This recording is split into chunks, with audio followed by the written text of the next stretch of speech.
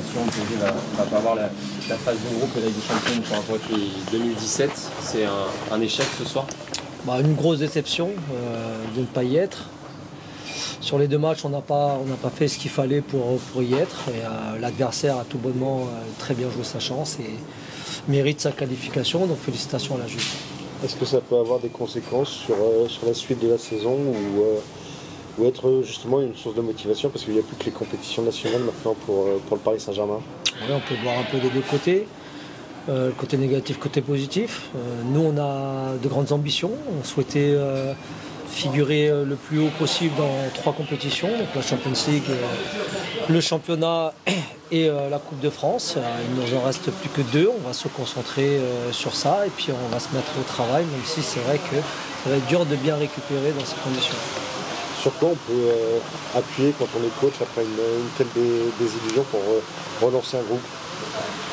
C'est qu'on est au début de l'histoire en fait. Ça fait 2 mois qu'on travaille ensemble, qu'on a repris.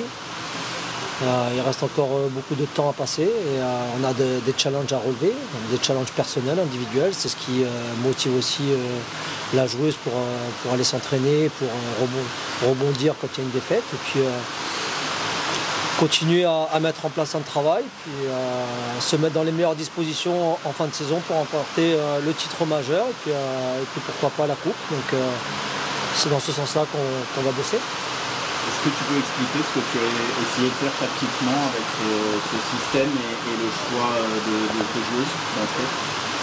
C'est un système qu'on a utilisé face à Montpellier, un 4-3-3, très simple, avec une point de base de 8, une attaquante en point de fixation, des joueuses de couloir pour amener de la vitesse et des centres. À partir du moment où l'adversaire marque au bout de 3 minutes, ça change complètement la physionomie du jeu. Il a fallu prendre un peu plus de risques encore. Et être peut-être qu'une joueuse en plus face aux 2 attaquantes de la Juve et puis mettre un maximum de personnes au cœur du jeu et devant. Donc c'est pour ça qu'on a fait rentrer Romé assez rapidement et puis sur les côtés à droite et à gauche. Et voilà, c'était essayer de se procurer le maximum d'occasions pour revenir au moins un partout. On a vu tes supporters qui sont partis aussi avant la fin du match, ils ont été là pour te soutenir, mais ils sont partis 5 minutes avant la fin du match. Quel message tu as pour eux et à leur faire passer? Non, mais on est déçus pour eux, on est nous déçus les premiers parce que quand on travaille au quotidien tous les jours et qu'on se fixe des objectifs à atteindre et qu'on ne les atteint pas, on est nous les premiers déçus parce que demain on va revenir et demain ça va être aussi la même chose.